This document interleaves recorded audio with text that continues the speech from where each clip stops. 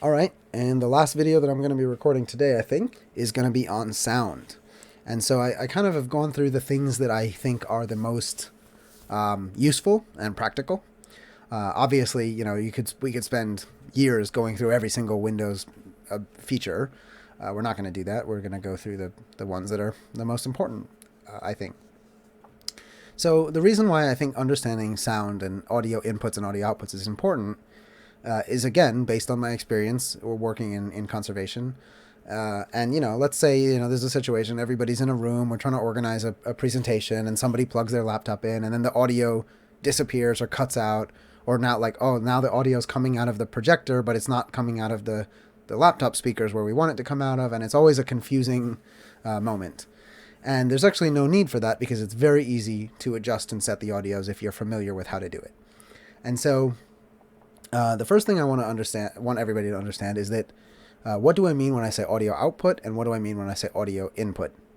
Well, it's pretty self-explanatory. Audio output is where does your computer send sound to? In general, we're talking about speakers. Now, those speakers could be anywhere. They could be built into your monitor. They could be built into your laptop. They could be little USB-powered plug-in speakers. They could be headphones, your earphones. Those are all speakers. That is all taking audio out from your computer.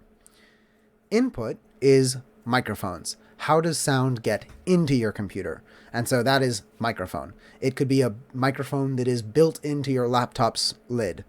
It could be a plug-in microphone. It could be a microphone that is connected to your webcam.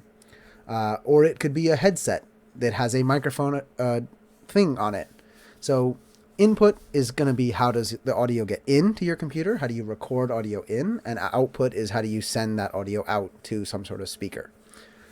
And obviously, we're going to have to start by talking about this little button right here in the system tray. This is your audio slider. And you'll notice that if you click on it, it gives a little bing. It also tells you what audio output it is currently sending to. This trick to be able to click here and hear a sound, this is a very useful little trick when you're trying to figure out, hey, where's my sound going? You just do that and you listen. Hey, where's that coming from? Oh, it's coming from my headphones. Oh, it's coming from the speaker. Oh, it's coming from the projector, right? Some projectors have a built-in speaker. And where the sound is going is based on what is plugged into the computer and what you've set to be the default output. And so I'm going to teach you guys how to switch and how to change your default inputs. So switching between audio outputs is super easy. Why? Because you can do it straight from here. So just by clicking this little button, you'll see this little up arrow. If you see this up arrow, that means there are other options, right? It's a drop down arrow. In this case, it's a drop up arrow. So you click on this and it gives me a bunch of options. So I actually have 3 possible output devices. This is the playback device, the same thing as an output device. What this is telling me is that I have this controller. So this is a Realtek R. Realtek is pretty much makes everybody's audio output controller. And that's basically the thing on your computer. It's usually like a little 3.5 millimeter headphone jack, right? You can plug speakers into it, or you can plug a headset into it, a microphone, earphones, something like that. It's the same thing that's on your cell phone if you have an older cell phone. I also happen to have a audio output on my microphone. This is a bit confusing, but my microphone actually has a headphone plug on it so that I can listen to the audio recorded on my headphone as I'm recording it. That helps me listen for things as audio is going in. I can hear it immediately. So this is an optional output. And then I have a separate headset, which has both speakers and a microphone, that I could also select as my default output. For now, I'm going to leave it as, and I'll show you what I mean by this. If I was to set it to this headset right now and click around, now you don't hear anything because the audio is being sent to my headset, which is off, right? It's only showing up here because the wireless transmitter is still plugged in. So as far as the computer knows, it's still on, but the actual device is unplugged. So I'm going to go ahead and leave it on PC speakers as my audio output, and I can do a quick check. Yep, still working, no problem. All right. Well, that's all fine. But how do you change what these things are called, and how do you change the defaults for them? Well, one of the situations that I see a lot is people will plug in a projector and all of a sudden they have no audio. And the reason may be, and this sometimes happens with monitors as well, that they are using an HDMI cable or a DisplayPort cable. Now, older cables, VGA, that's the blue one with the funny trapezoid-shaped plug. First of all, please do your best not to use that anymore. It's old-fashioned. It does not transmit good quality images anymore. And I don't even know if it can go up to the types of resolutions that we have today. So if at all possible, use a projector or a TV or a monitor that has an HDMI input, which can transmit full HD quality images. Again, quality matters. And when you plug in something with an HDMI, HDMI actually stands for high definition media input, and HDMI can transmit not only video, but also audio. And so what often happens is when you plug in something with an HDMI cable, your computer might think, oh, I can send both my video and my audio to that thing, whatever it is, even if that thing doesn't have a speaker built in. Sometimes your computer makes a mistake. Sometimes the manufacturer doesn't code it properly so that it tells the computer, no, I don't have any speakers. So I, for example, have plugged in a touchscreen monitor and my sound disappeared. Why? Because it was connected by an HDMI cable and the computer thought that the monitor had its own speakers. So it was trying to send the audio to the monitor, even though the monitor didn't actually have any speakers to output sound to. So again, you can just come here and change it back to whatever you want. But if you want to adjust these settings so that that doesn't continue to happen, right-click and open the sound settings. All right? Again, it's a computer, so there's always many ways to do this one thing. You can also just go Settings and System and Sound. Right? Same place. Or, super easy, press the Start button and start typing sound. And there it is. Sound settings. Brings you right there. Many ways to do one thing in a computer. So, once you're in the sound setting, the first thing you guys might notice is that my microphone is clearly working because as I'm speaking, there's a little line and it's moving. So that's all good. And again, as you can see here, it's broken up into output and input. So here we have a drop-down arrow that lets me choose the outputs. That's the same that we saw down here in the system tray. It's basically giving me the same options as that. But now we also have more control over the input. And so in this case, you can see that I can choose to have two different sources of the audio coming in. I'm going to leave it like this for now because otherwise you wouldn't be able to hear me. The master volume is just the master volume of your computer, so that's no surprise there. And then there's a few things that you can do here that I want to teach you a little bit about. And so the first one we're going to do is click Device Properties. Now, Device Properties is going to be related to whatever you have selected here, right? So let's go ahead and click Device Properties, and boom, it opens this thing. So these are my computer speakers, and I've got a left side and a right side, which you can adjust if you want, but I wouldn't. And there's two important things that you can do. One is you can rename them, and I think that this is a very useful trick because computers often have a lot of different audio inputs and outputs, and their names aren't necessarily obvious. It might come in as like Realtek Audio Device Manager or something, and you're like, wait, what is that? So once you figure out what each thing is by, like, you know, clicking around and identifying which device is making which sound. So I hear that this is coming out of my speakers, so this is my computer speakers. I'm actually going to go into Device Properties and I'm going to name this thing PC speakers, right? You might have a set of Bluetooth speakers that you use. You could rename those Bluetooth speakers. It just makes it easier for yourself when you're quickly switching between the devices to identify the one that you want. So renaming it is a nice, useful trick once you've identified which one is which, just in case the default name is confusing.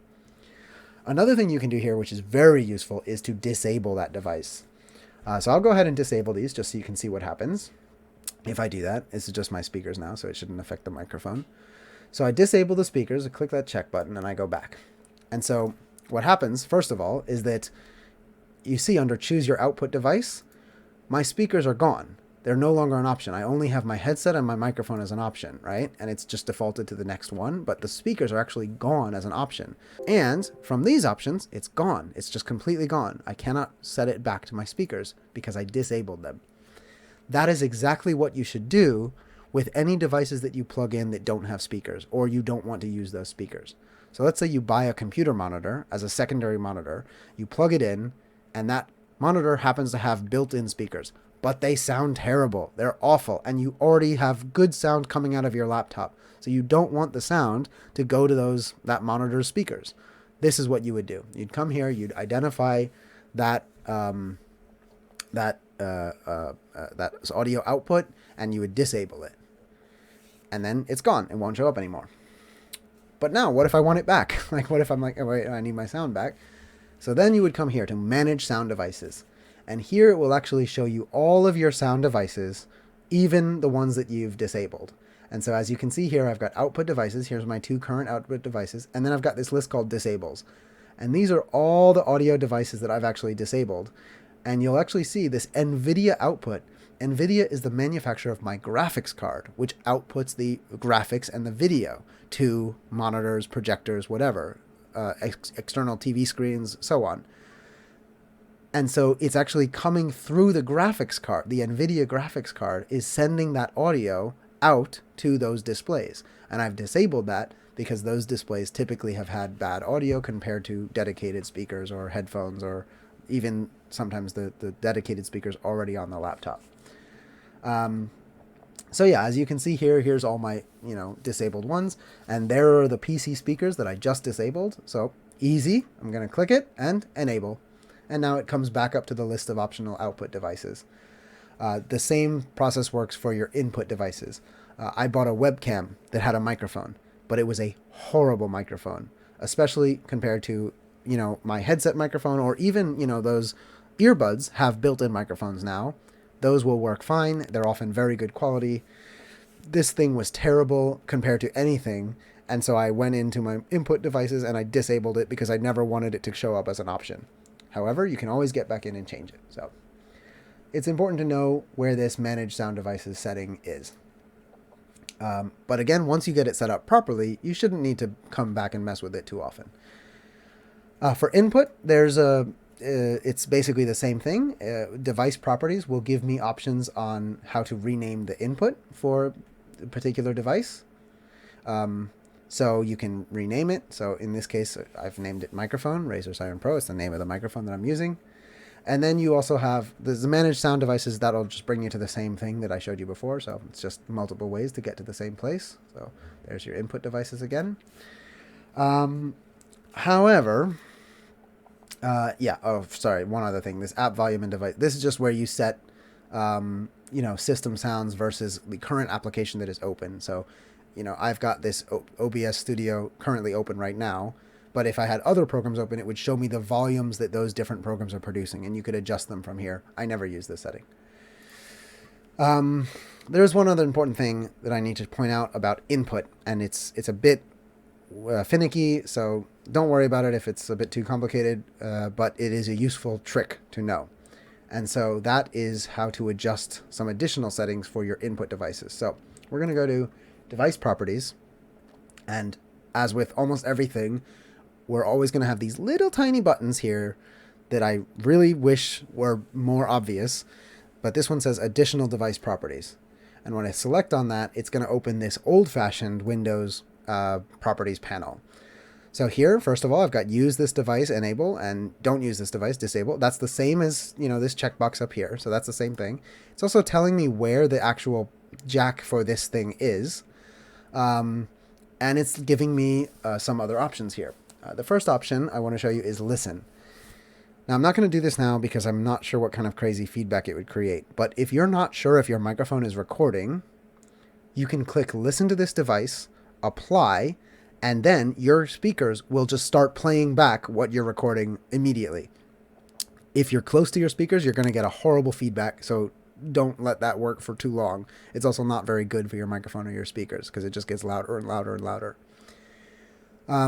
However, if you want to just check, hey, is my microphone working? You can listen to it like live, and it'll play back right out through your speakers. So you'd have to click apply for it to work, for it to check in. So I'm not going to do that. So I'm going to uncheck that, and that's fine. You can also choose to set it, what is the default playback device. So this is where it's going to play out when you do that. And then you can also choose some power management things. I would suggest to leave everything, never set anything to disable to save power, because it creates weird problems for your computer when you're like, why isn't this working? Oh, it's because it's on battery power. So I would just leave that like that. Levels is interesting. This is the actual input level for your computer, for your microphone, excuse me. So you can actually see that it moves in both areas here, right? I might have just changed the volume that I'm recording you guys at. So this is, there's two ways to record the volume of your input sometimes, and sometimes there's only one way. My microphone actually has a gain knob on the microphone itself that I can set. Well, that will determine the level of the volume that's coming into the computer. In either situation, this thing will also determine the level that the computer records at. So if people are telling you, hey, you're coming over really loud, this is where you would come to reduce the volume of your microphone, right? That's something that in 2020 has become a very important skill, is understanding how to set up and manage your audio input and output devices. For Zoom meetings and online conference calls, I have seen disaster stories, of people like they just can't work because they don't know how to adjust the level of their volume of their microphone. Well, here it is. It's super easy. You just sound settings, and then you adjust the input level and the output level until people say, yeah, that sounds great. And the last thing I want to show you here, which is again something that's important, and especially now, is that the frequency of your audio input sometimes can change for weird reasons that I don't understand. But it has happened to me, maybe 2 or 3 times per year over the years. Just randomly, if I'm messing around with my audio inputs and maybe I change something or I get a new thing and it doesn't come in right, sometimes people will tell me, hey, you sound like a robot. And if they say you sound like a robot, this is where you need to come. You need to come to your device properties for your input device for your microphone. You need to go to additional device properties to get to this menu. You need to come to advanced, and in the default format, you need to make sure it is set to 4800 hertz. And if people are telling you that you sound like a robot and you come here, I can almost guarantee you that for some reason, this will have been changed to 44100 hertz. Or less, but the 44100 hertz CD quality, that's the one that usually ends up sounding like a robot. What you're looking for is 44,100 hertz. That one will make you sound like a robot. 48,000 hertz DVD quality sounds fine. So I happen to leave it on this studio quality one because I think these options will vary depending on what microphone you actually have plugged in. But the key that you're looking for is 4800 hertz, not 44,100 hertz. 44,100 hertz makes you sound like a robot. I don't know why. So yeah, that's the last little important settings for your microphone and knowing where to go to find it. I would leave these two checked because that basically means that different applications can also adjust the control of that thing. Although that might be how sometimes this thing gets changed. So it's you win some, you lose some. And I think that wraps it up for the sound settings. And I think we're going to wrap up this video and move on to the next one.